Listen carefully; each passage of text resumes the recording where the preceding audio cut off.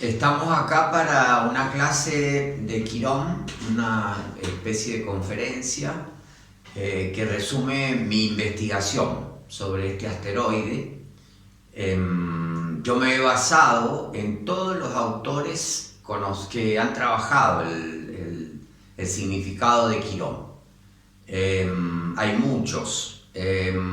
Hay momentos o parte de la teoría que son consenso y otros no. ¿Por qué? Porque Quirón es un asteroide muy nuevo. Fue descubierto en 1977. Entonces realmente es muy nuevo en términos del consenso de los astrólogos respecto a su significado.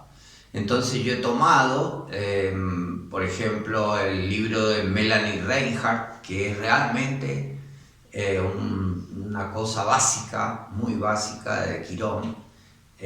Lodi, un astrólogo argentino, con su libro y sus videos de Quirón, también establecen un significado básico. Y yo, a partir de mis observaciones y de algunos otros autores que voy a ir nombrando, he desarrollado el significado básico de este autor, que es el sanador herido. Para quien no sabe, ¿cómo se llama? Quirón es un asteroide. ¿Qué significa esto? Significa que no es un planeta, ¿no es cierto? Y acontece que Quirón está en una órbita muy irregular, pero extremadamente irregular. Está entre Urano y Saturno, pero su eclíptica es pero extremadamente irregular, ¿cierto? Que llega a sobrepasar las órbitas de Urano y de Saturno. Se inmiscuye en las órbitas de ambos y tiene un ciclo de 50 años, pero en cada signo está muy poco en algunos y muchos años en otros. Ya después Entonces, tiene un comportamiento que por ahí algunos autores dicen que parece un cometa. Un cometa atrapado, ¿no es cierto? Los cometas vienen de los confines del sistema solar, pasan cerca del Sol y hacen una eclíptica, una órbita extremadamente irregular, parecida a la de Quirón. Entonces tenemos dos comportamientos ahí que nos van a empezar a dar pistas sobre el significado. Una de tipo cometa, es decir, es demasiado irregular la órbita. Pero la otra es que es heliocéntrico y está más o menos entre los demás planetas. Entonces tiene parece un poco con cometa y parece un poco con planeta. Entonces un autor dijo, no me acuerdo cuál, que tiene un poco de cometa, que es como salvaje, completamente irregular, y otro poco de planeta, que es una órbita ordenada, ¿sí? Y Manuel, ¿cuál es la diferencia entre asteroide, planeta y cometa?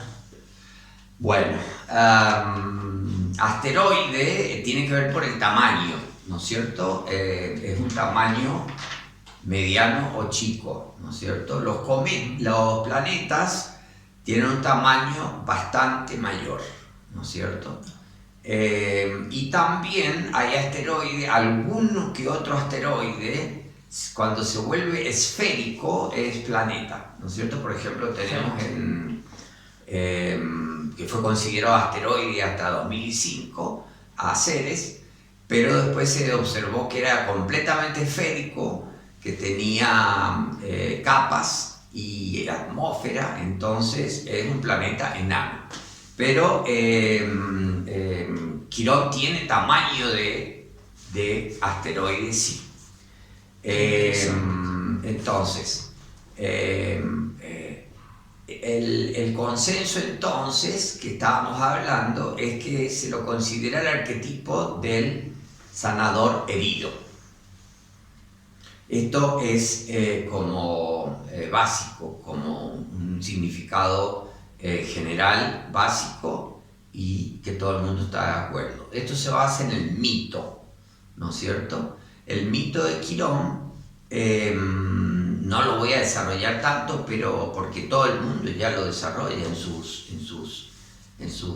videos.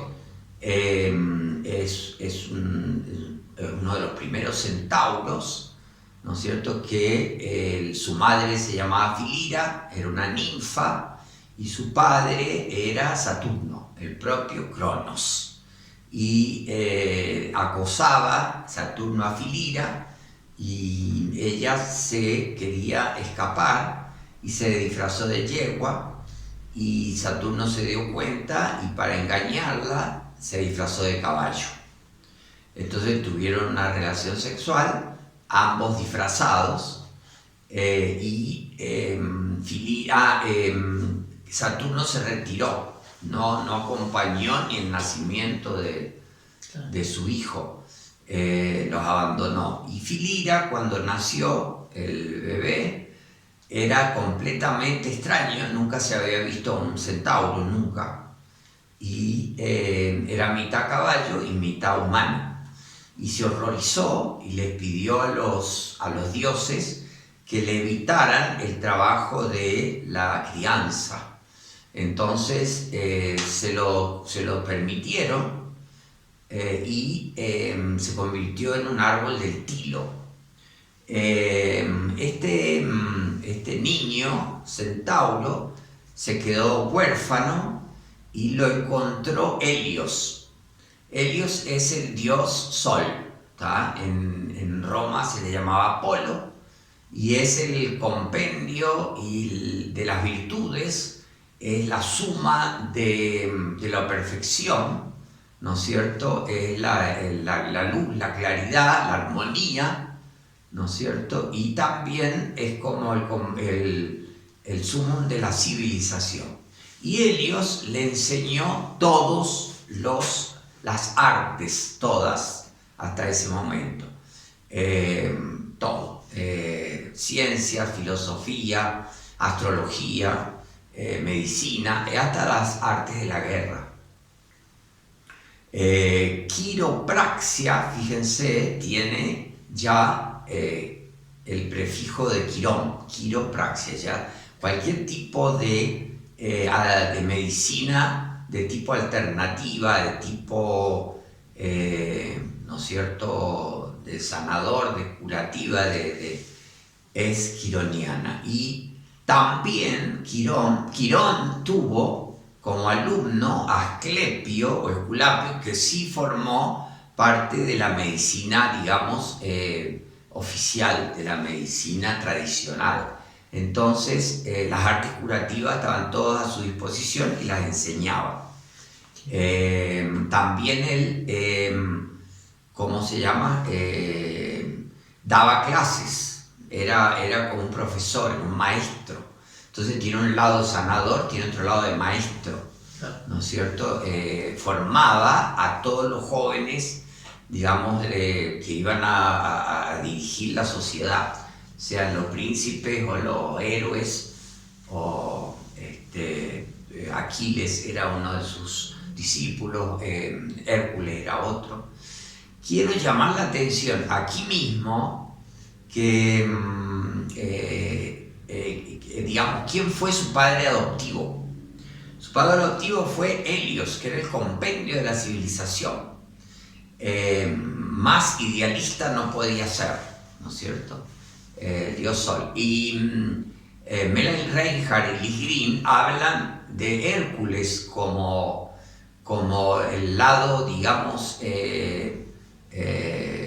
masculino, iluminado, masculino, de fuego, y yo apunto a Helios. Helios es mucho más importante en la formación de Quirón, porque justamente todo el conocimiento, toda la sabiduría de ese momento. Eso es para que vayamos guardando elementos del mito, porque después los voy a traer otra vez.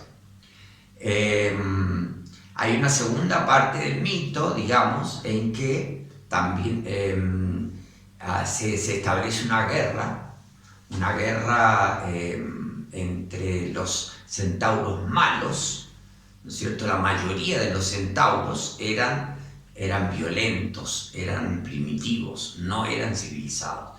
Y se fueron a una boda y tomaron vino por primera vez y se descontrolaron y raptaron a la novia, rompían todo y se estableció una guerra con los dueños de casa o con la raza de los lapitas, que era el pueblo civilizado. En esa guerra Quirón la observa, no toma parte, pero obvio hacía parte de los civilizados.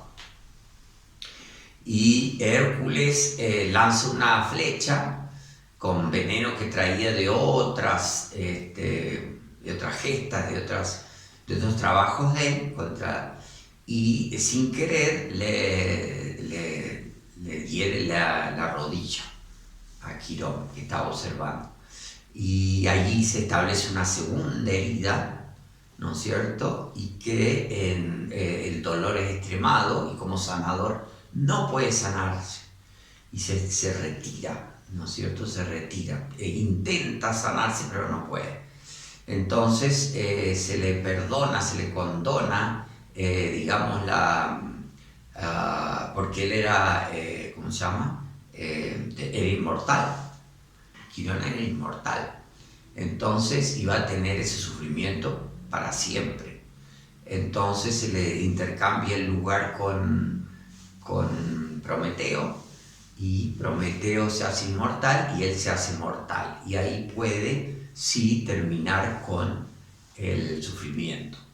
Ahí se dice de que las heridas quironianas son eternas, es decir, no se cierran nunca. Esta es el mito en pocas palabras. Vamos a ir profundizándolo, ¿no es cierto?,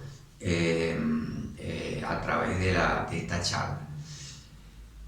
Entonces, el arquetipo del que todos están de acuerdo es el sanador que se compadece de las personas que sufren porque ha sufrido el mismo dolor. Sabe, comprende por empatía, ¿no es cierto?, que cómo es el dolor de aquellos que sufren. Y basándose en su propio dolor es que tiene la motivación de sanar, de curar, ¿no es cierto? Ese es el sanador herido. Pero tiene sus heridas que no cierran nunca, ¿no es cierto? ¿Todo trauma provoca una herida quironiana? Bien. Ya vamos a entrar en las dos heridas. Ya vamos a entrar en las dos heridas que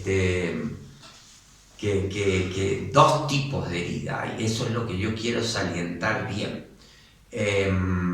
Entonces, ¿qué pasa? Que se llega a un significado que es muy lineal, digo yo, que le falta desarrollar la psicodinámica profunda de todo ese proceso de herida y dolor, ¿no es cierto? Entonces he intentado hacer esta profundización basándome primero en Ligrin. Ligrin nota con mucha argucia que el lado animal, ¿no es cierto?, de Quirón. Quirón es mitad animal, ¿no es cierto?, y mitad humano. Entonces, ella dice que un animal cuando se lo hiere no reacciona bien, siempre reacciona con mucha agresión o contraataca, ¿no es cierto?, se defiende muchísimo y se retira lleno de dolor, pero apunta a la extrema rabia del animal por haber sido herido, a la extrema reacción, ¿no es cierto? Yo lo he aumentado eso, ¿no es cierto? Y digo entonces que sí, la primera reacción delante de las heridas es de ira, ¿no es cierto?, rabia y hasta odio mortal. ¿no es cierto? Y ella dice también en otra observación genial de que los autores que hablan de Quirón se van muy rápido a la resiliencia, al papel de sanador, ¿no es cierto? Y ella dice que ese es el lado idealista, ¿no es cierto? El lado civilizado, ¿no es cierto? Entonces, sí, hay una duplicidad muy grande, ¿no es cierto?, entre el lado salvaje, animal, y el lado idealista y civilizado. Es exactamente ahí que yo entro para desarrollar esta dinámica. Ella dice inclusive de que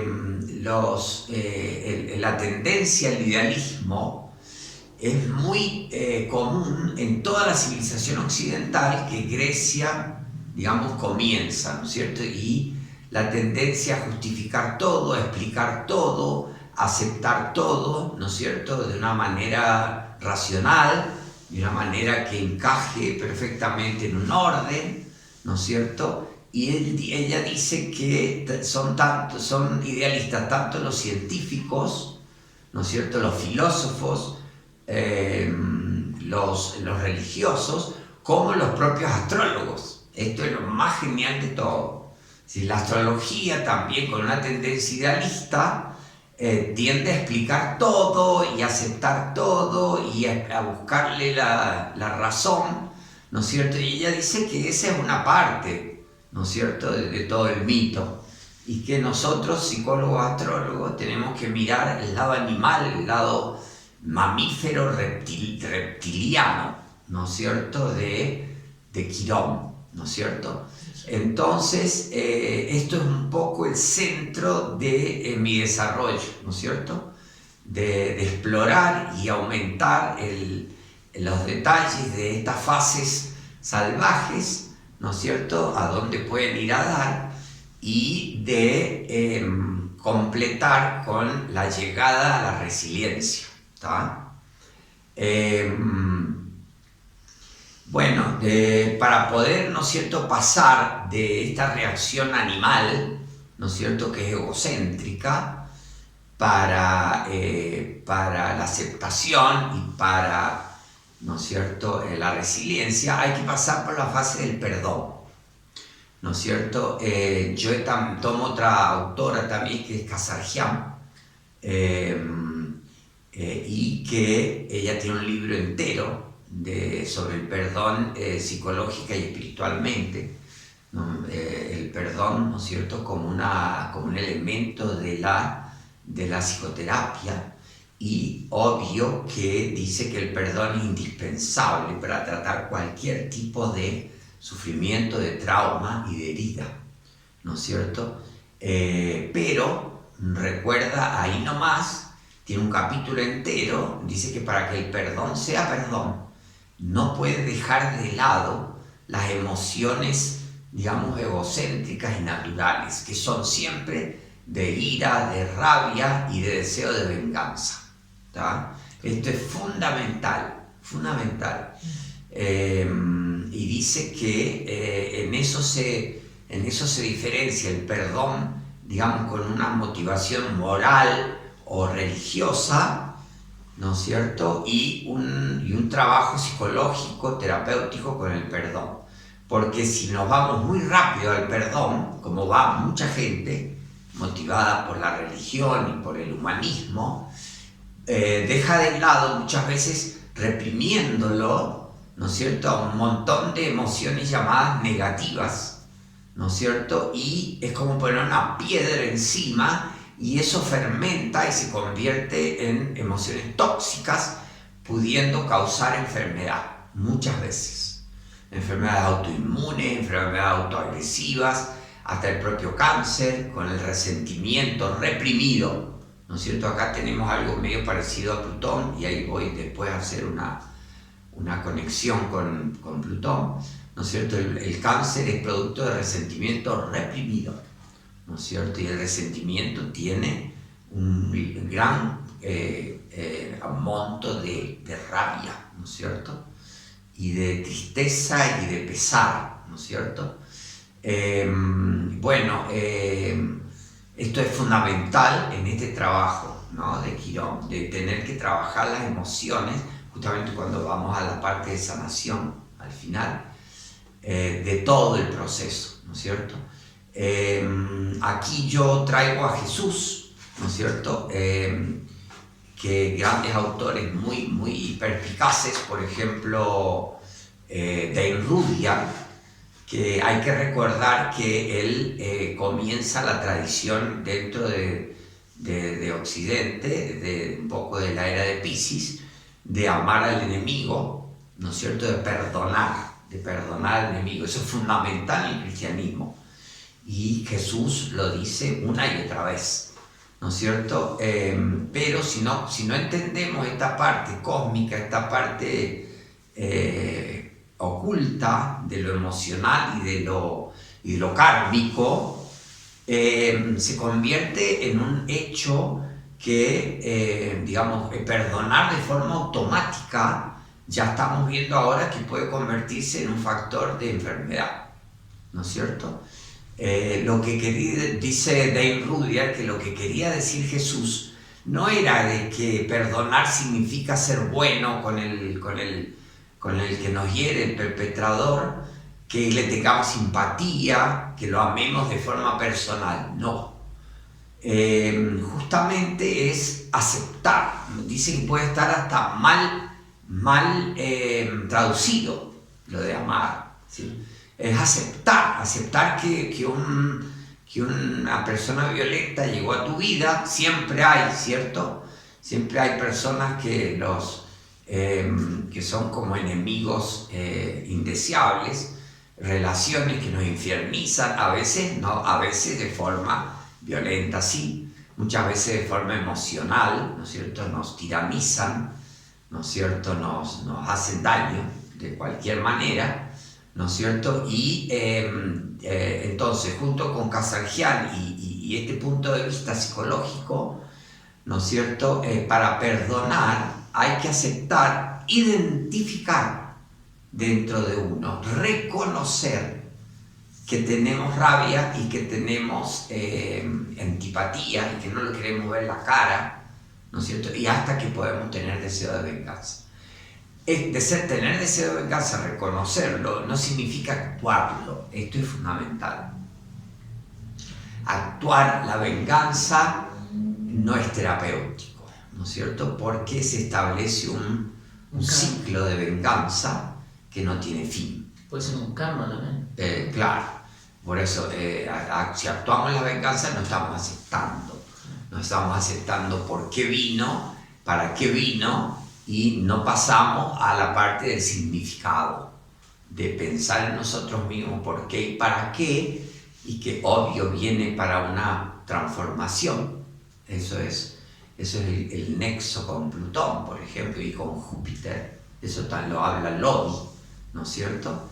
Entonces, para ir hacia una resiliencia, que es esta, resiliencia, ¿qué significa? Que nos hacemos fuertes con lo que nos hiere, con los golpes de la vida. Como el dicho de lo que no te mata te hace más fuerte. Exacto, ese dicho es literal, lo que no te mata te fortalece. Esto es la resiliencia, ¿cierto? Para poder pasar a la resiliencia de forma sana, ¿no es cierto? Necesitamos ese reconocimiento de las emociones llamadas negativas del lado animal, ¿no es cierto? Ahí viene justamente una revisión del mito, ahora con estos elementos que estoy colocando, en que se ve claramente esta dinámica entre los dos lados, ¿no es cierto? El lado salvaje, el lado animal, el lado de las emociones negativas o egocéntricas, y el lado civilizado, ¿no es cierto? El lado controlado, ¿no es cierto? El civilizado se controla, ¿no? El animal no. El animal expresa abiertamente lo que siente, ¿no es cierto? Entonces, el mito a esta altura es que hay una guerra, ¿no es cierto?, entre el lado salvaje, ¿no es cierto?, ¿cómo se llaman? Los centauros malos, que estaban descontrolados, y los civilizados, que querían dominarlos y controlarlos. Y Quirón se aleja de esta guerra y él es un centauro. ¿Qué es lo que estoy indicando? De que los centauros malos es la sombra es lo que él no quiere ver, su lado animal. ¿Tá? Y él se pone del lado de los civilizados, ¿no es cierto? Y es por eso que tiene la segunda herida, que es venenosa, ¿no es cierto? Que sería justamente cuando los sentimientos reprimidos, porque es sombra, se convierten en tóxicos, ¿no es cierto? Se convierten en tóxicos dentro del individuo. La ira, la rabia, el deseo de venganza, ¿no es cierto? El resentimiento, eso, si no se reconocen con la conciencia, se convierten en tóxicos. Eso es el significado también de la flecha con veneno. ¿Tá? Eso es exactamente así.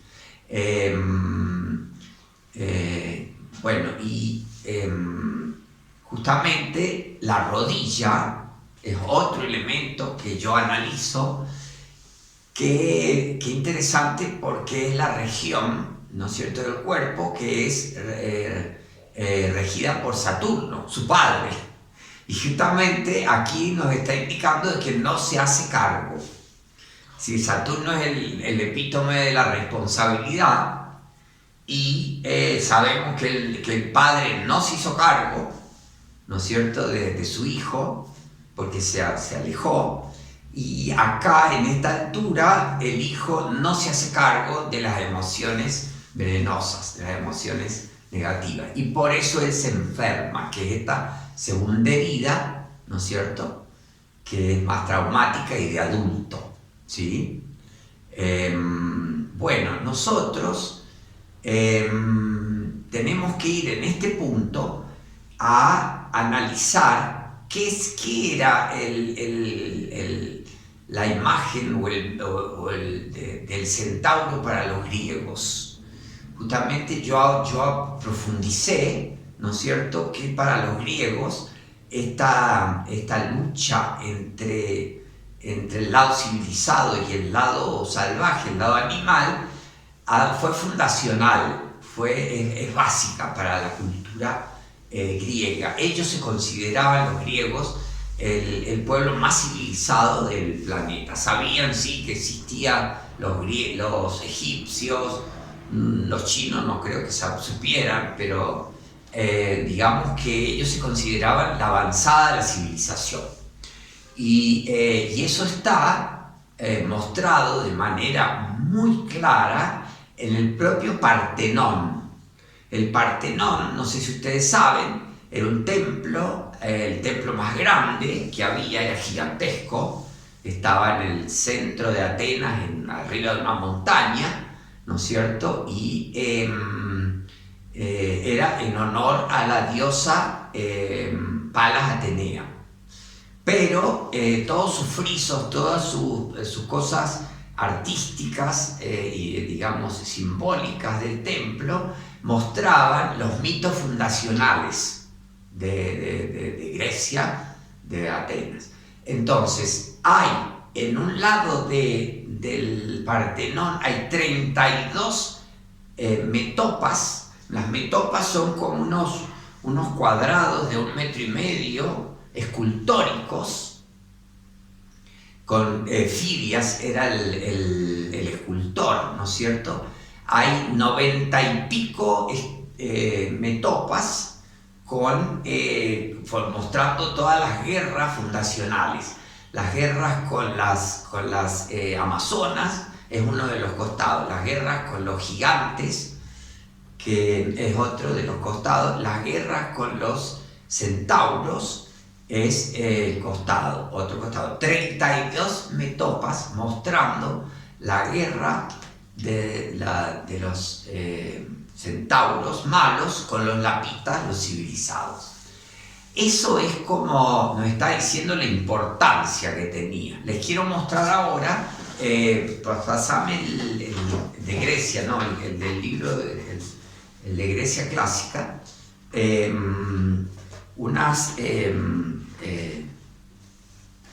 sobre las famosas metopas. Estas son, no sé si se ven ahí, todas las metopas, que son estos cuadrados. ¿Se ven? Perfecto. Bien. Fíjense el detalle de una metopa y de las metopas de los, ¿cómo se llama? Aquí tenemos el detalle, ¿se ve? Oh, sí. El detalle de una metopa que están todas derrumbadas por los cristianos, por las bombas, por las guerras. Acá hay una reconstrucción de cómo era, ¿se ve? Sí, sí. ¿Está? Son como muy gigantescas, muy literales, ¿no es cierto? Hay 32 para que se vea la importancia de este mito, de esta imagen, ¿no es cierto? También esto nos lleva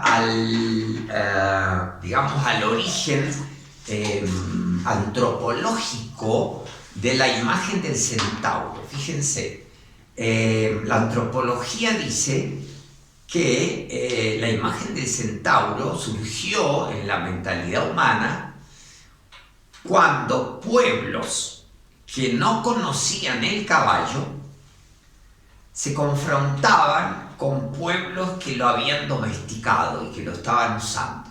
Es decir, un pueblo justamente periférico, menos civilizado, veía a un conquistador arriba de un caballo, ¿no es cierto? Y que no lo conocía ni al conquistador ni al caballo y creía que era una sola cosa. ¿Tá? De ahí vino la imagen del centauro. ¿Tá? ¿Cómo se llama? Se domesticaron en Kazajistán hace 6.000 años. 6.000 años. Kazajistán fueron los primeros caballos domesticados y de ahí se difundió para todas las civilizaciones, la china, la japonesa, la hindú, y después para el otro lado,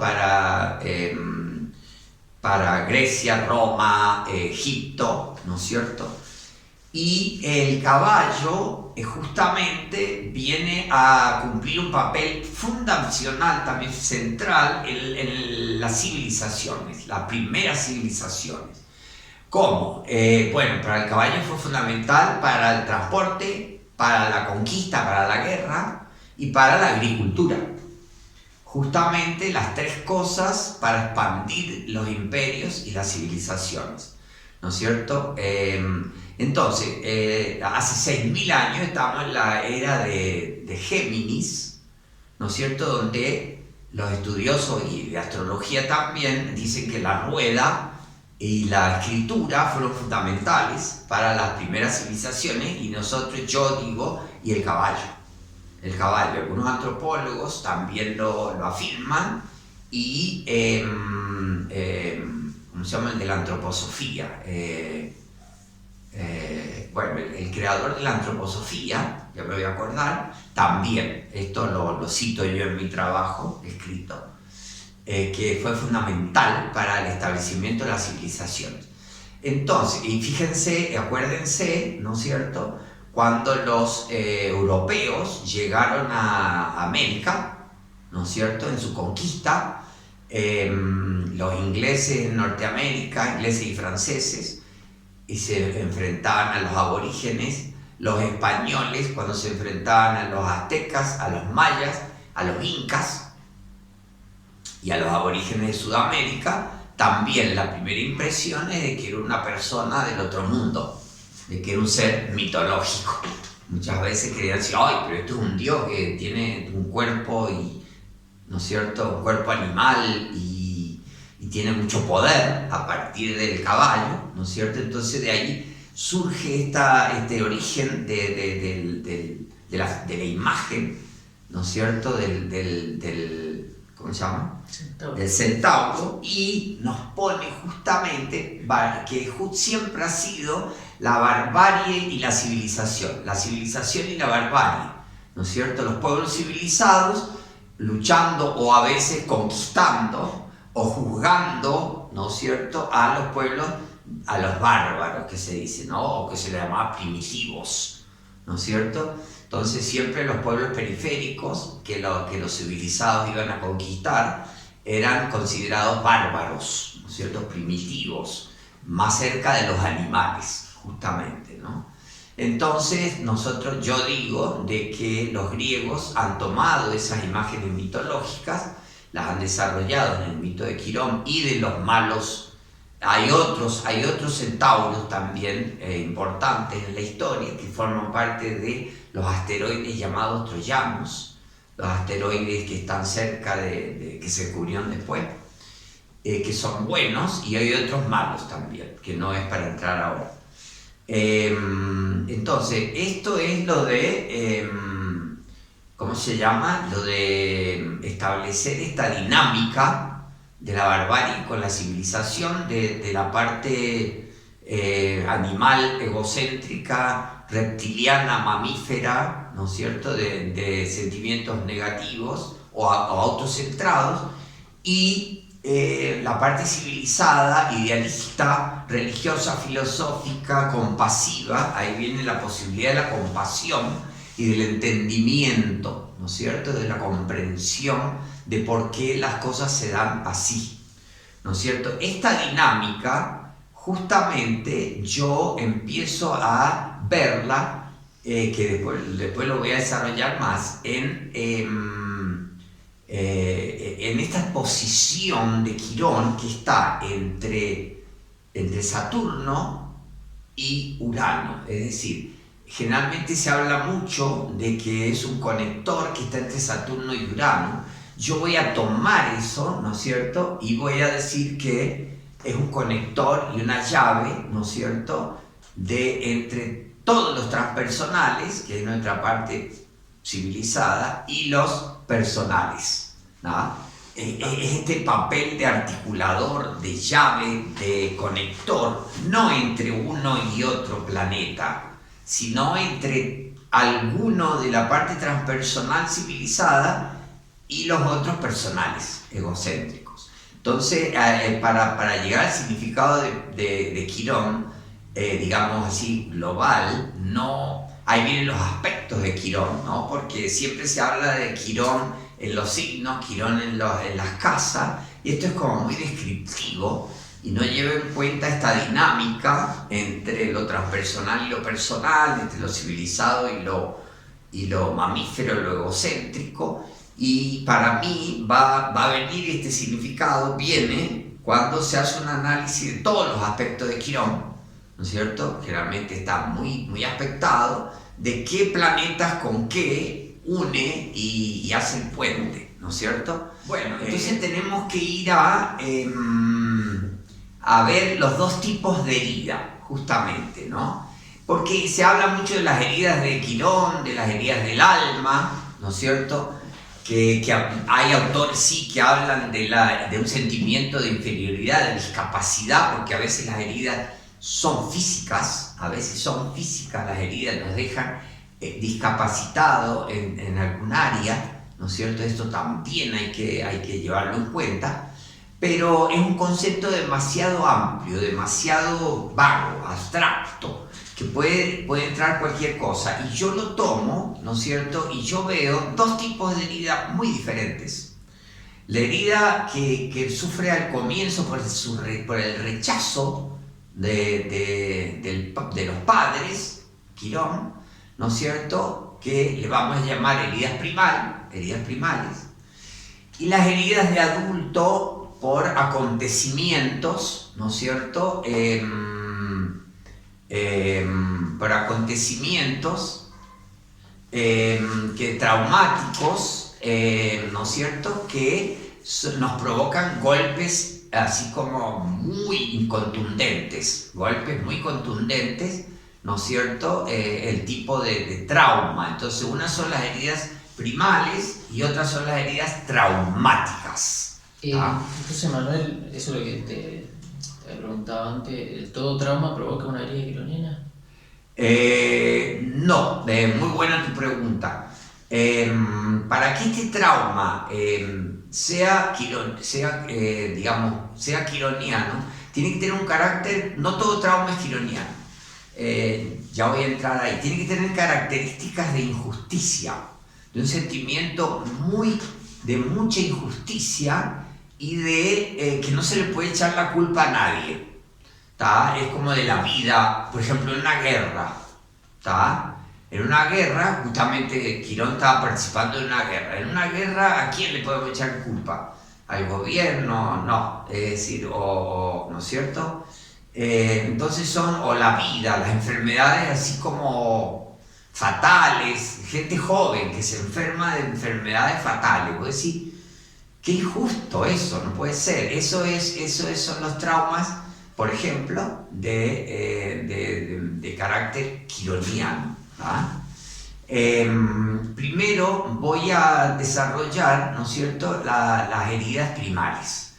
Las heridas primales, la herida primal es un concepto de algunos autores de psicología profunda y de psicología transpersonal, ¿no es cierto? John Fearman, yo me baso en John Fearman principalmente, que tiene un libro que se llama La herida primal, que es un libro fundamental. Hay que leerlo, quien quiera profundizar la psicología transpersonal, digamos, el desarrollo del espíritu en el ser humano.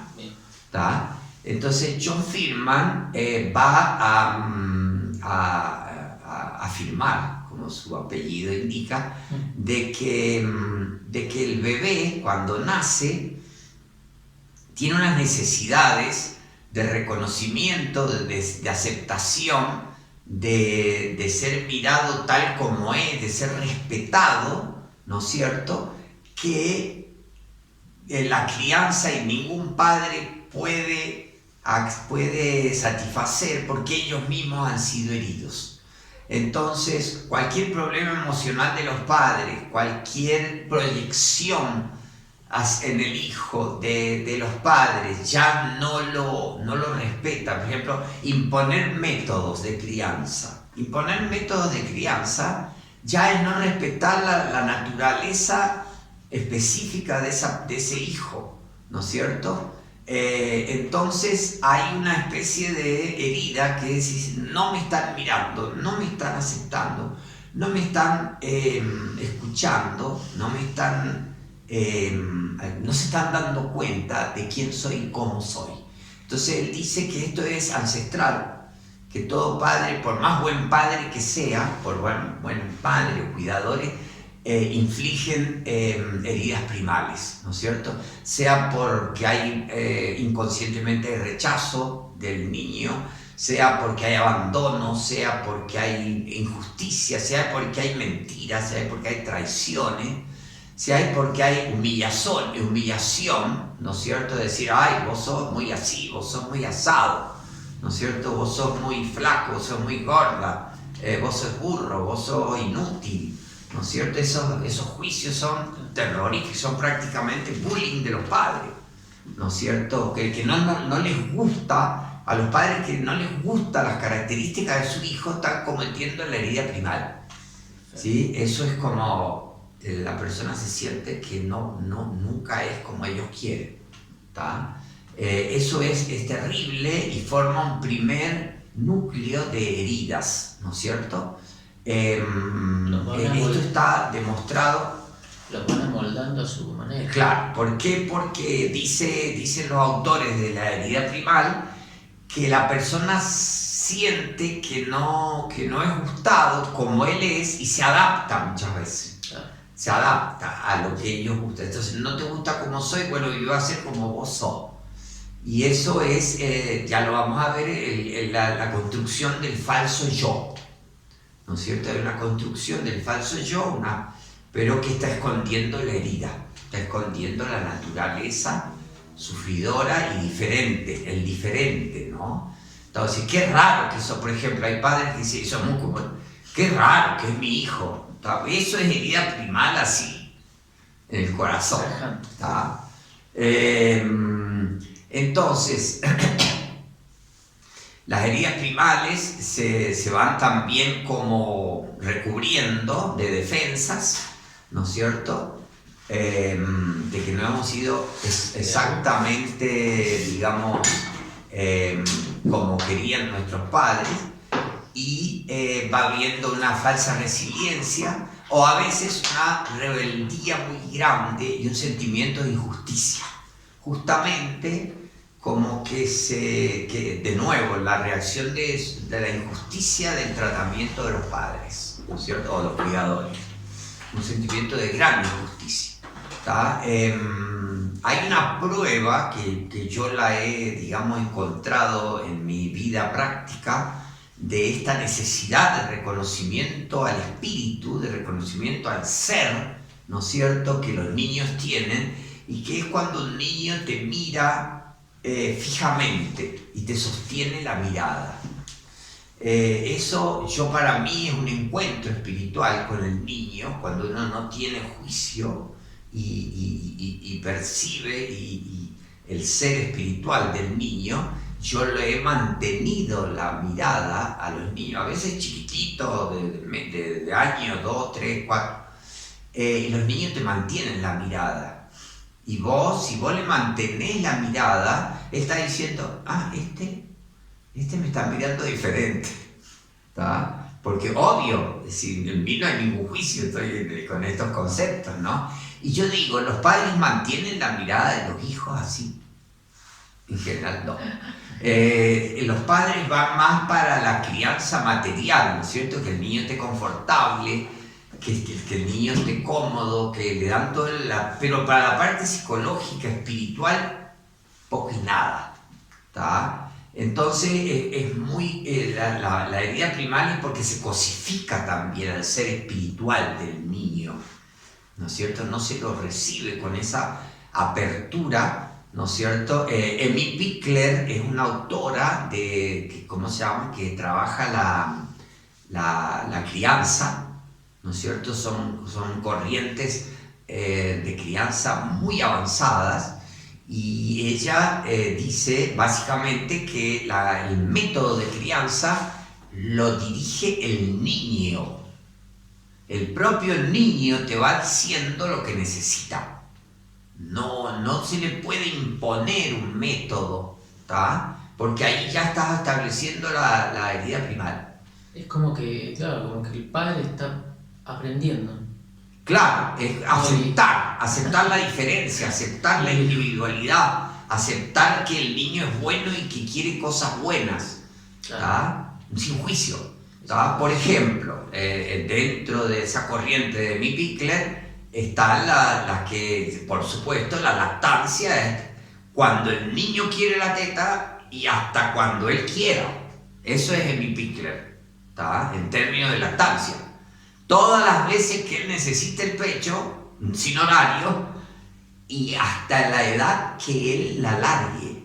Si de eso, ¿quién lo hace? Poca gente. Hoy hay una corriente de lactancia que está aplicando eso, pero bueno, eso es de la parte física, para entender esta actitud de apertura, de reconocimiento y de respeto, ¿sí? Yo he observado niños ya criados en mi entorno con este método de Amy Pickler, y son muy sensibles a lo que es injusto. Si vos haces algo que no lo respeta, enseguida te lo muestran.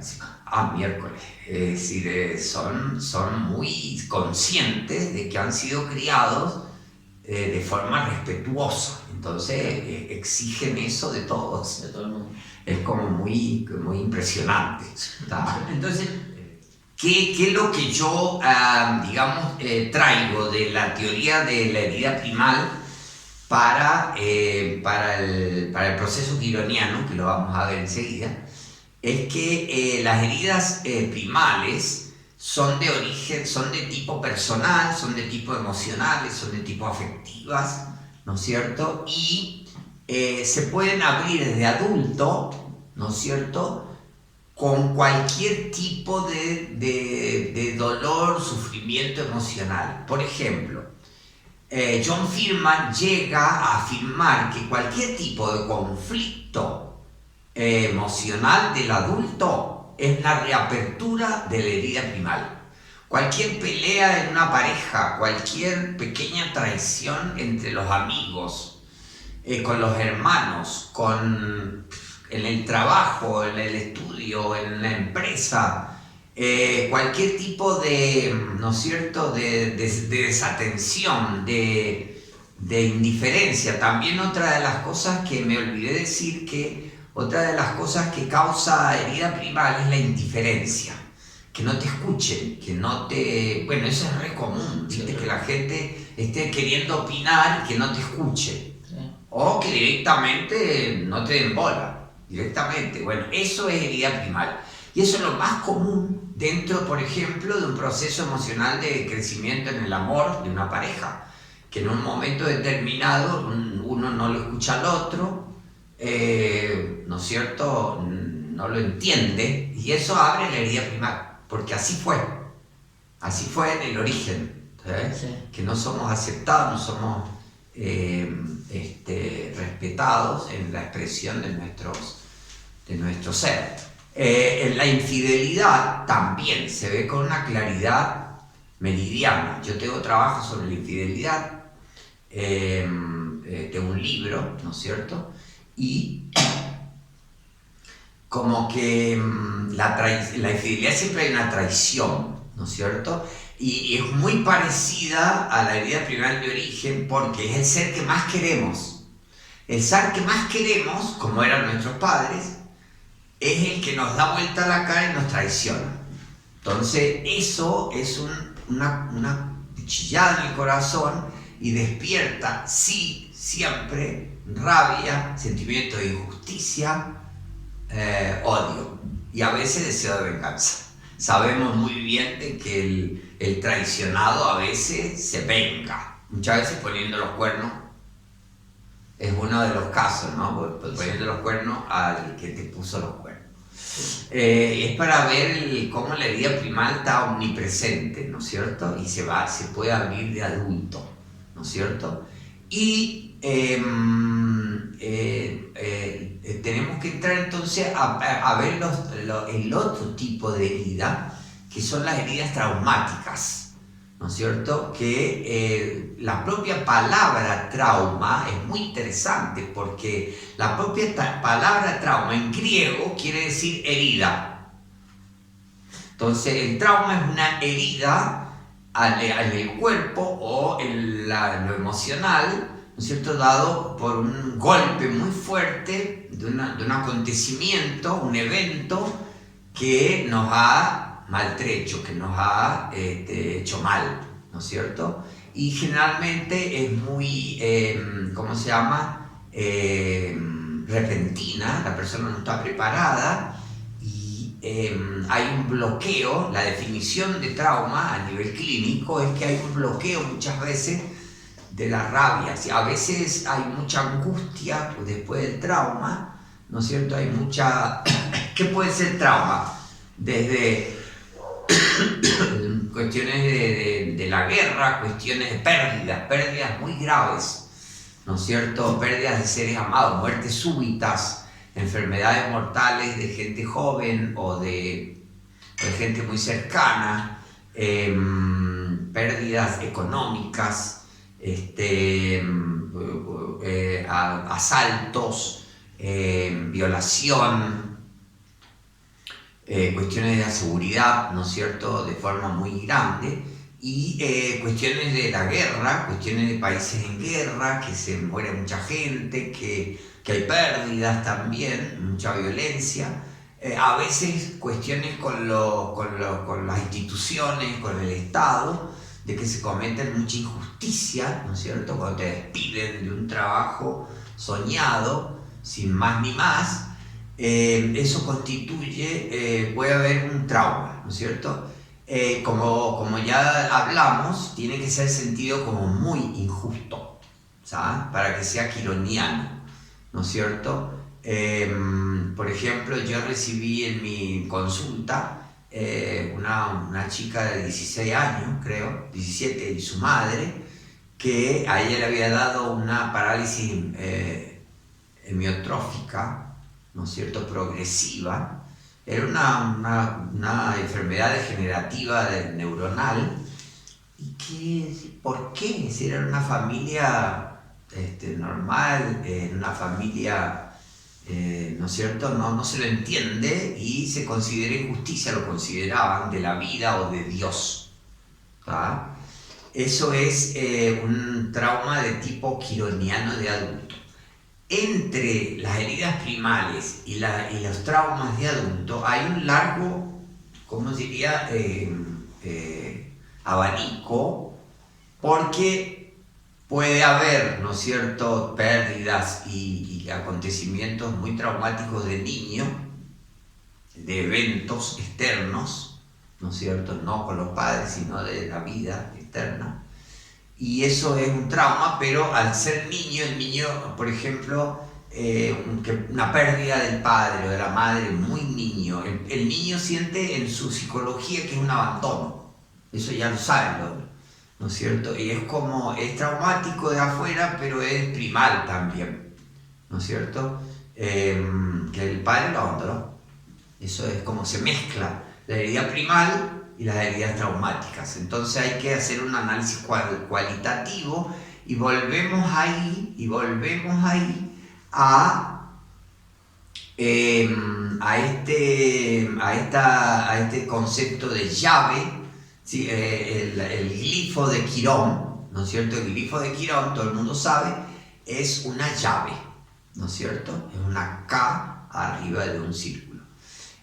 También se lo llama puente, el pontífice, de ahí viene la palabra puente, es como un conector, un enlazador. Entonces llave, puente, articulador, conector, enlazador, ¿entre qué? Entre lo transpersonal y lo personal.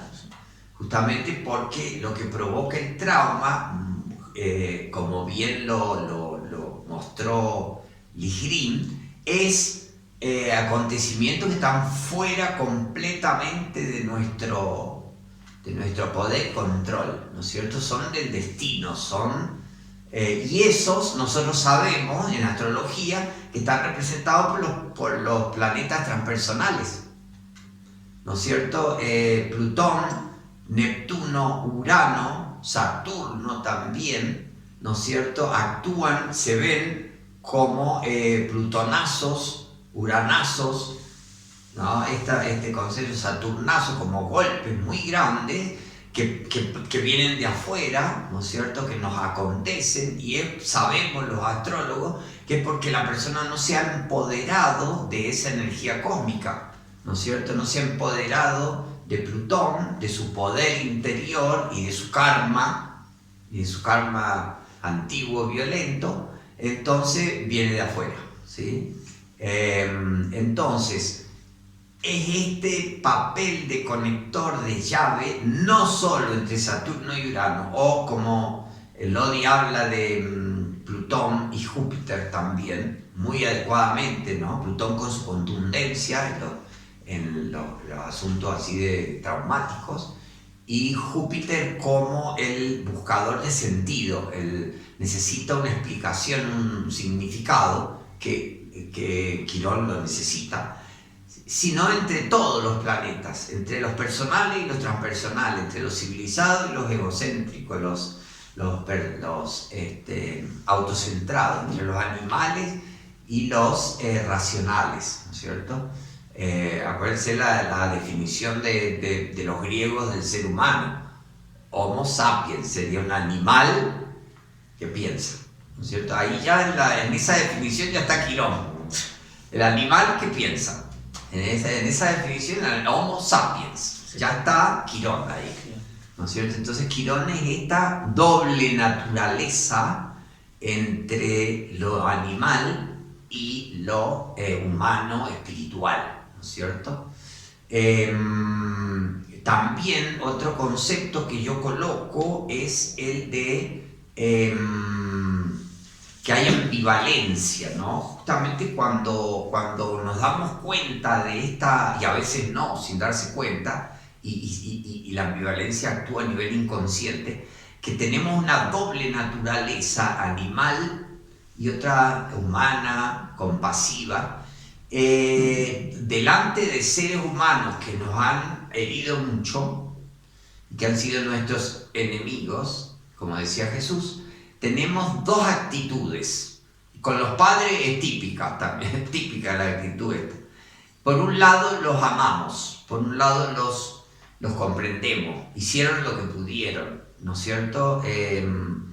Los necesitamos y han sido buenos, nos han dado la vida, todo lo demás. Y tenemos afecto, obvio. Por otro lado los odiamos, ¿no es cierto? Con las parejas pasa también eso. Por otro lado los odiamos, no lo podemos ver, tenemos ganas de rabia de lo que nos han hecho, la injusticia. Entonces esta ambivalencia, algunos psicólogos la han desarrollado y es muy buena concientizarla, ¿tá? Porque si no, ¿qué pasa? El lado civilizado, si el lado civilizado, humanista, compasivo, predomina, o religioso a veces, reprimimos la rabia que le tenemos. Entonces idealizamos a nuestros padres o a nuestras parejas y escondemos todo lo otro, ¿no es cierto? O si la persona es más para el lado egocéntrico, animal, y el animal es sagrado, acá no hay ningún juicio, el animal es sagrado, somos animales, y todos los animales son sagrados, pero si predomina esto, vamos a que no accedamos al perdón y a la convivencia, No ¿no es cierto? evolucionamos. Nos alejamos, directamente nos alejamos. No evolucionamos tampoco. No evolucionamos, tal cual. Entonces, el consejo es percibir los dos lados, Perfecto. observarla al salirse, no identificarse con alguno. Observarse, por un lado lo más, por otro lado lo más. Y ahí la ambivalencia va a resolverse naturalmente, aceptar la ambivalencia, como se dice, ¿no? Bien, hemos llegado, ¿no es cierto?, al esquema de las etapas en el proceso quironiano. ¿Se ve bien? ¿No es cierto? Acá yo he sistematizado como pasos, como en el desarrollo, como estadios, ¿no es cierto? O posiciones, también se habla en psicología de posiciones, dentro de un desarrollo o de un proceso, ¿no es cierto? Que es teórico, es un proceso de desarrollo teórico. ¿Por qué? Porque las personas pueden estar aquí, quedarse, o pueden saltar aquí desde el comienzo, depende del quirón nuestro, depende de nuestra historia, depende del karma, etc. Depende del mapa astral, ¿no es cierto? Esto es un proceso teórico. Muchas veces no se dan así de forma, digamos, cronológica, muchas veces se dan fijaciones en algunos estadios y otras veces se dan saltos a, digamos, lo más avanzado, lo más superior. Entonces, el primer estadio es la reacción emocional de la rabia, ¿no es cierto?, la ira, el dolor, ¿no es cierto?, y que yo lo llamo a veces odio mortal. También el segundo es un sentimiento de injusticia que embarga a la persona, ¿no es cierto? Esto no me puede haber pasado, no me podría haber pasado, yo no lo merezco, ¿no es cierto? Y ¿por qué la vida es tan injusta? ¿No es cierto? Y eso lo puede embargar también la persona, como que la vida es muy injusta, ¿tá?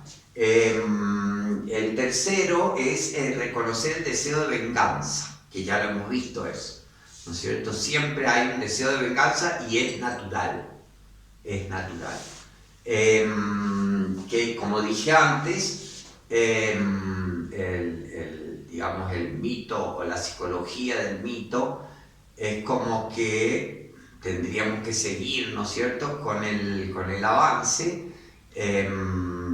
Una cosa que me olvidé era de que la venganza, antes de la civilización, era la ley, ¿no es cierto? Antes que hubiera leyes, que hubiera jueces, que hubiera policía, que hubiera, ¿no es cierto? La justicia, ¿cuál era? La venganza. ¿Sí? Los pueblos cazadores-recolectores, antes de la civilización, ¿cuál era la justicia? La venganza. Se establecía estaba permitida la El venganza. famoso ojo por ojo, diente por diente. Claro, el ojo por ojo y el diente por diente. Era la ley, ¿no es cierto? Y así se restablecía el equilibrio. El equilibrio viene de la justicia, ¿no es cierto? Entonces, pero ya dentro del proceso civilizatorio y después viene la cosa de la compasión y en la parte espiritual, hay que pasar por arriba y solo reconocerlo sin actuarlo, nada más. A veces el que digamos asume el deseo de venganza se convierte en un perpetrador de la herida, ¿no es cierto? Es la persona que ha sido herida y vive haciendo eso a los otros, ¿tá? Sabemos que los violadores han sido violados, eso es una cosa también clásica, ¿no es cierto? Entonces el herido se convierte en un perpetrador, ¿no es cierto? Se puede acceder, después de todo este proceso, a la negación, a la represión, ¿no es cierto? A mí no me ha pasado nada, la persona reprime todo el dolor, todo el sufrimiento y todo el sentimiento de injusticia, todo. No me hizo nada, ¿no es cierto? Y, por ejemplo, en los niños, cuando le pegan, dicen, no me dolió. Ese es un mecanismo de defensa, no me dolió, y no llora, pero tiene un sufrimiento terrible, pero se esfuerza, se controla. Bueno, eso en los adultos también puede ser, o en las personas en crecimiento. De todas las situaciones dolorosas se hacen fuertes, pero reprimiendo, ¿no es cierto? Yo digo de que acá hay una conexión muy grande con Saturno, ¿no es cierto? Acá con venganza es con Marte y, ¿cómo se llama? Y Plutón, ¿no es cierto? Puede haber conexiones de Quirón con Marte y Plutón, ¿no es cierto? Acá con Saturno, ¿no es cierto? Y podemos pasar se construye un falso yo. Se construye, como ya dijimos, una máscara y una falsa fortaleza, también se llama falsa resiliencia, ¿tá? Pero siguiendo con el estadio, ¿no es cierto? Puede haber una victimización muy grande, ¿no es cierto? Hay como una posición pasiva y aceptando el sufrimiento como forma de vida. Entonces lo que era dolor, se convierte en sufrimiento. Todos los filósofos y los sabios dicen que el sufrimiento es una prolongación del dolor, es una cronificación del dolor, ¿tá? Los animales, por ejemplo, tienen dolor, pero no sufrimiento, ¿tá? Eso es la diferencia, ¿no? Entonces hay una posible victimización, ¿tá?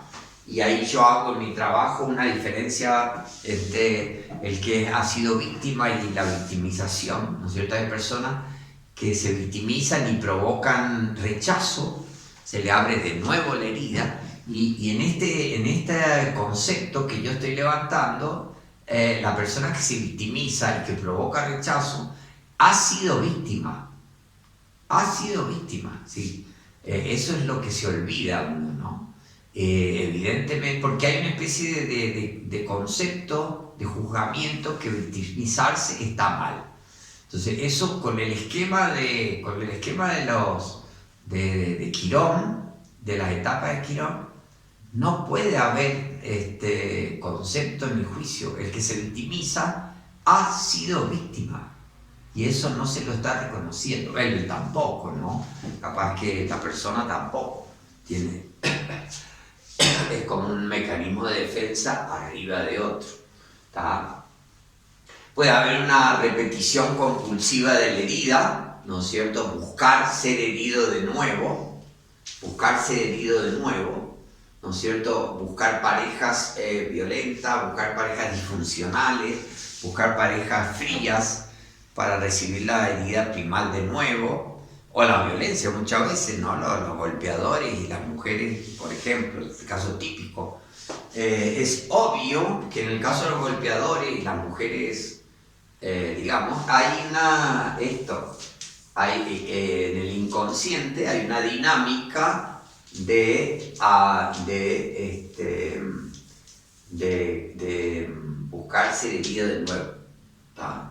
Esto es una psicodinámica profunda, no estoy entrando a... Son como ciclos también. Sí, aparte no estoy entrando a analizar casos específicos de, ¿no es cierto?, de golpeadores, qué sé yo. También hay una satisfacción masoquista a veces, cuando hay una como fijación en estos estadios pasivos.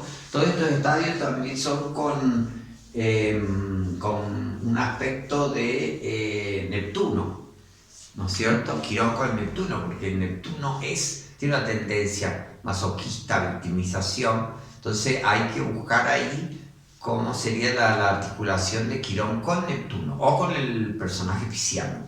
¿Tá? Siempre cuando yo me refiero a un planeta me refiero al signo también o a la casa.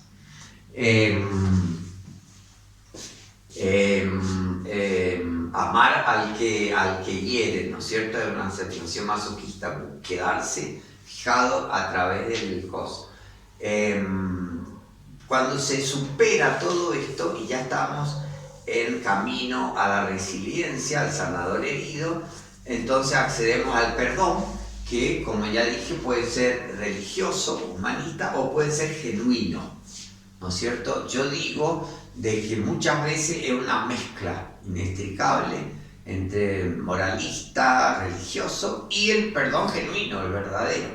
Si es como no, a veces es difícil de discernir, ¿no es cierto? Después hay una comprensión del perpetrador, ¿no es cierto? Una comprensión humana de que no pudo haber hecho otra cosa, ¿no es cierto? Y hay entrar en la fase de entender el significado, ¿no es cierto?, de lo que nos pasó, de la herida. En esto entra la filosofía, la psicología profunda, la astrología, las teorías del karma, ¿no es cierto?, el conocimiento esotérico, cualquier conocimiento espiritual profundo, ¿no es cierto?, nos lleva a entender por qué nos pasó, para qué nos pasó, por qué nos pasó en ese momento. Los astrólogos pueden determinar con precisión, ¿no es cierto?, a través de los tránsitos, cuando se han producido las heridas en vida, ¿no? Que han sido tránsitos muchas veces de planetas transpersonales o de Saturno en adelante. Acá también entra Júpiter, ¿no es cierto?, en esto que hablamos de la búsqueda del sentido, de la sabiduría, del estudio, de la investigación, ¿no es cierto?, de por qué pasan las cosas, por qué pasan las heridas, los dolores, el sufrimiento humano, ¿no es cierto? Y luego accedemos por fin a la resiliencia, que es esta fortaleza adquirida a través del sufrimiento, una compasión, también sería un aspecto de Neptuno alto, ¿no es cierto?, una verdadera compasión, ayuda a los que sufren, ¿no es cierto?, que basándose en el dolor propio, porque entendés muy bien qué es lo que le pasa a la otra persona. Y también el sanador, ¿no es cierto? Acá tenemos finalmente sanador. Yo hablo de que el Quirón estaría dentro del mecanismo de sublimación.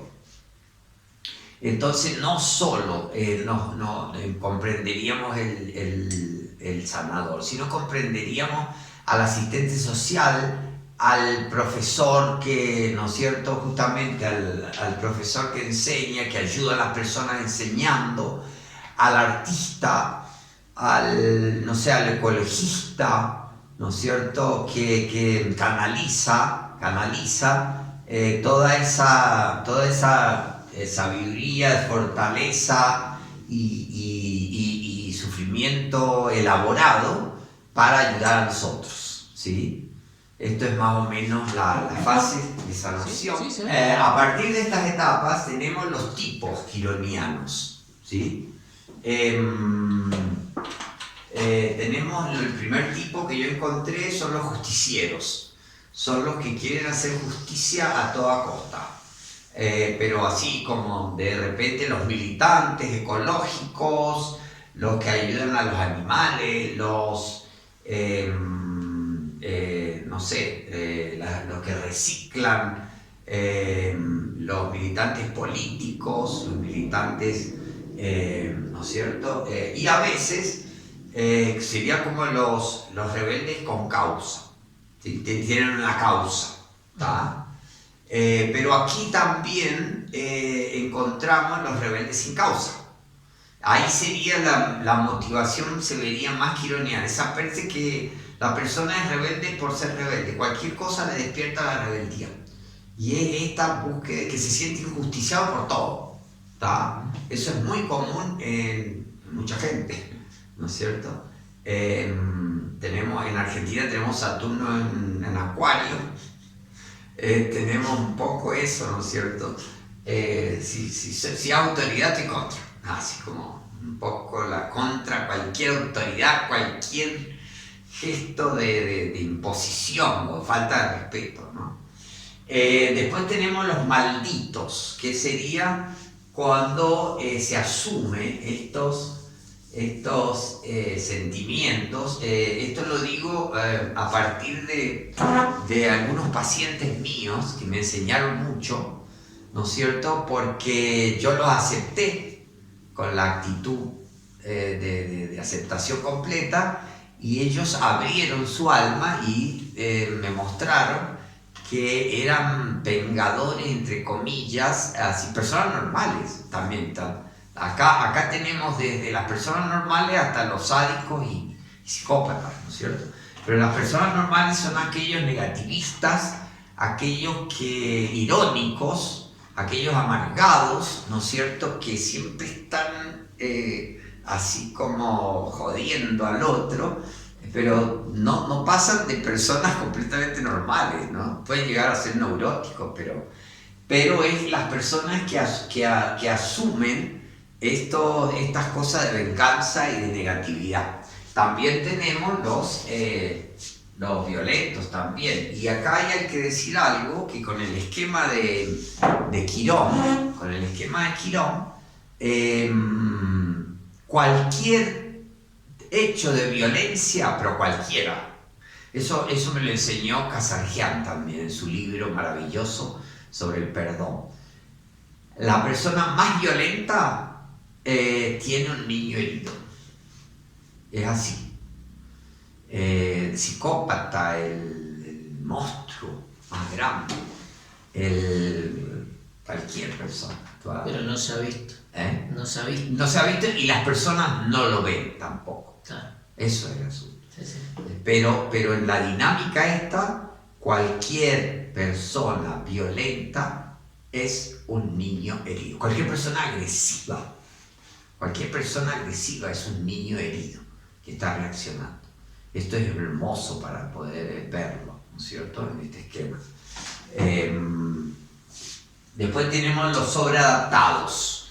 Hay gente, ¿no es cierto?, que como vimos, reprime, ha sufrido muchísimo, generalmente por heridas primarias o por traumáticas de la infancia, y son sobreadaptados, es decir, son muy correctos, se hacen los fuertes. Yo digo de que como que muestran la fortaleza, que cuando vos estás mostrando la fortaleza no es muy genuina, ¿tá?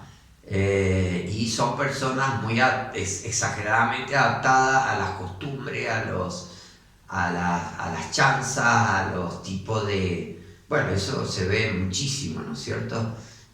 Habla como todo el mundo habla, se ríe. Yo he observado eso, que se ríen de forma falsa. Es como los falsos alegres.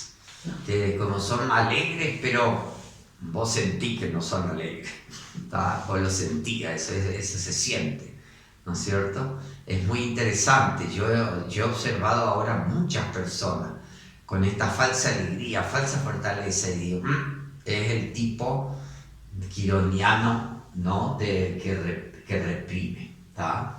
Y es la falsa fortaleza o falsa resiliencia, ¿sí? Después tenemos los tipos víctimas y masoquistas, ¿no es cierto? Muchas veces mostrando la discapacidad, digamos, de alguna manera, mostrando la herida. También hay alguien, sí, gente que muestra la herida, ¿tá? Y justamente muchas veces provocando ser rechazados de nuevo, justamente porque están mostrando la herida, y eso no es agradable para el gran público, ¿no es cierto? Y el masoquista también con sentimientos de inferioridad, como que está buscando la situación sufrida, ¿tá? Esos serían fijados en estas posiciones quironianas, ¿tá? Estos tipos quironianos que yo estoy levantando acá, si no, ¿no? Y por fin, a los que todos hablan, a los que todos los astrólogos, y están los idealistas, el famoso sanador herido, que son compasivos, que son realmente, yo digo que es la motivación principal de todas las carreras de salud, ¿no es cierto? La motivación última de todo sanador, sea médico, terapeuta, psicólogo, curandero, cualquiera, es la herida sanada, la herida compasiva con resiliencia, ¿no es cierto? Los artistas también los pongo acá, los asistentes sociales, y muchas veces aquí encontramos también esto, ¿no? Los que militan en organizaciones, ¿no es cierto?, sociales, que los mueve la búsqueda de justicia, ¿tá? Así que estos serían los tipos quironianos que yo levanto para ampliar el abanico del significado de Quirón, ¿verdad? ¿Por qué? Porque no se queda la gente, para no quedarse con esa sanador herido, la herida, estamos abriendo, ¿no?, este abanico. Y por fin nosotros tenemos que ir al concepto de karma, porque Ligrin, que es donde yo me baso principalmente para este desarrollo, ella, en su afán de quitar idealismo, ¿no es cierto?, porque ella dice que enseguida los astrólogos, los religiosos orientales dicen: eso es karma. Entonces, como una justificativa para aceptar lo inaceptable, por decirlo así, para ir arriba del animal, ¿no es cierto? Entonces ella dice que Quirón no debería, en el concepto, en el arquetipo, no se debería recurrir al concepto de karma. Ella dice que las heridas del destino, de la vida y no sé qué, son injusticia, que la vida es injusta, así como para acabar con esa explicación racional, que muchas veces es una explicación racional. Yo digo de que va demasiado lejos, que Ligrin va demasiado lejos, porque en el fondo toda la carta natal es karma, toda la vida es karma, ¿no es cierto? Y sin el concepto de karma, completamente inexplicables, ¿no es cierto? En mi caso personal, yo no sufrí grandes heridas primales ni cosas, y tenía indicaciones de Quirón demasiado fuertes, estaba demasiado fuerte en el amor, tengo Quirón con Venus, y yo solamente pude acceder a una explicación y a una aceptación cuando hice regresión de vidas pasadas. Es decir, la regresión de vidas pasadas hecha de forma sistemática, podemos ver el origen de las heridas, porque muchas veces las heridas son en esta vida, pero muchas veces no, o son sufridas de niño, ¿no es cierto?, de esas sentidas como injustas, pero en el fondo todo tiene una explicación ahí, ¿no es cierto?, y es karmática, no hay cómo, y justamente ir hacia una comprensión karmática ayuda mucho a la sanación. Esto es lo que yo coloco, porque el último trabajo mío, el último ítem, es de hablar sobre la sanación posible o no, porque el mito nos remite a que no hay sanación, como que la herida va a ser eterna. Que eso hay que aceptarlo y nada más. Pero con todo lo que tenemos en la mano de terapéutico hoy en día, justamente a partir del descubrimiento de Quirón, es que se empieza a desarrollar todas las terapias, la psicología, ¿cómo se llama?, transpersonal, todo lo alternativo, todas las técnicas de sanación, las técnicas de vidas pasadas, regresión de vidas pasadas, apertura de registros akáshicos, ¿cómo se llama esto de la energía? Reiki. Todo eso es a partir del descubrimiento de Quirón. Eso es lo más, ¿no es cierto? Entonces tenemos mucho para aplicar, ¿no es cierto? Y la respuesta es que se puede ir con un trabajo muy parecido a lo saturnino, ¿no es cierto? Se puede ir sanando de a poco, como que en el fondo nunca se va a cerrar, pero de a poco se puede ir, bueno, la aceptación del trauma también, ¿no es cierto?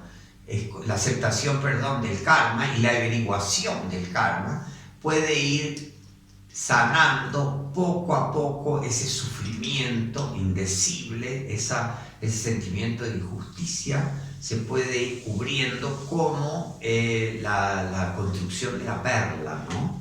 Esto que son técnicas y defensas y estudio y todo lo demás, y se va cerrando la herida de a poco. No se cierra nunca de una vez, pero yo creo que absolutamente se va cerrando de a poco. Y estudiar este tema es fundamental, ¿no es cierto? Es como... para finalizar, John Fearman, el autor de La herida primal, habla de las terapias para la herida primal, y él dice de una cosa muy importante, así que yo la propongo como actitud terapéutica, sea para psicólogos o para sanadores en general, y es que el consultante, cuando se percibe las heridas, ¿no es cierto?, y las trae y las muestra, quiere ser escuchado, quiere ser sanado,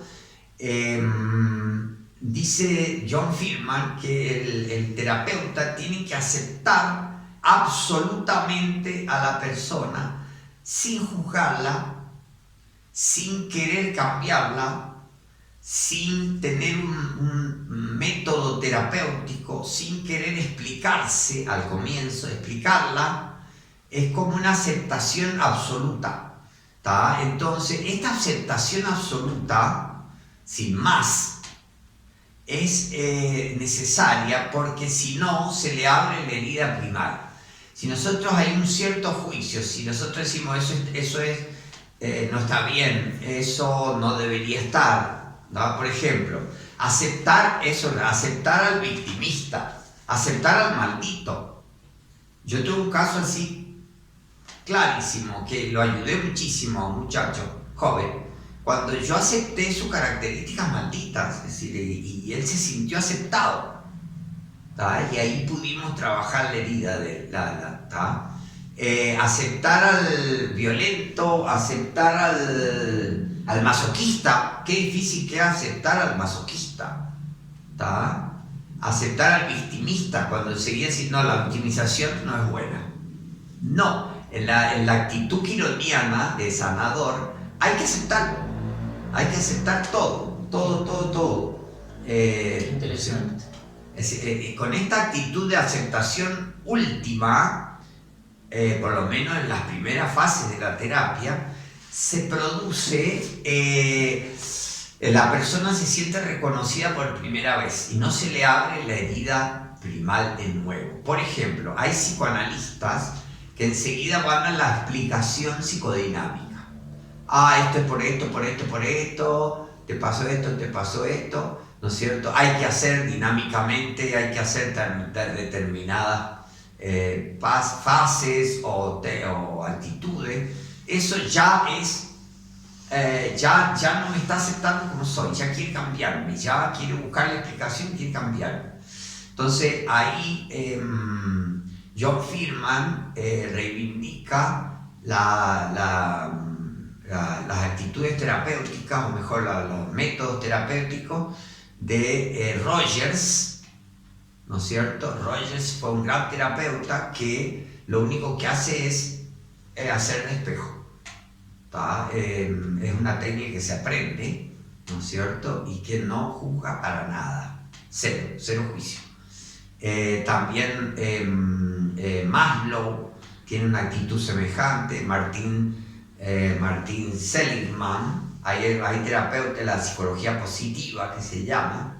Hay varios terapeutas que tienen esta actitud y uno ve que funciona, ¿no es cierto? Que al principio no hay que juzgar, pero para nada. Hay que aceptar al herido en cualquiera de sus manifestaciones. Y eso no es fácil, ¿tá? Él también habla de la transferencia y contratransferencia, de que los pacientes con grandes heridas que vienen a nosotros nos mueven nuestras heridas primales y traumáticas. Los pacientes que vienen con heridas provocan en nosotros reacciones que tienen que ver con nuestras heridas primarias, por ejemplo. Entonces eso es transferencia y contratransferencia, y hay que llevarlo en cuenta, ¿no es cierto? Eso ningún otro terapeuta habla de esto, solo John Fearman. Bueno, hemos cerrado por acá.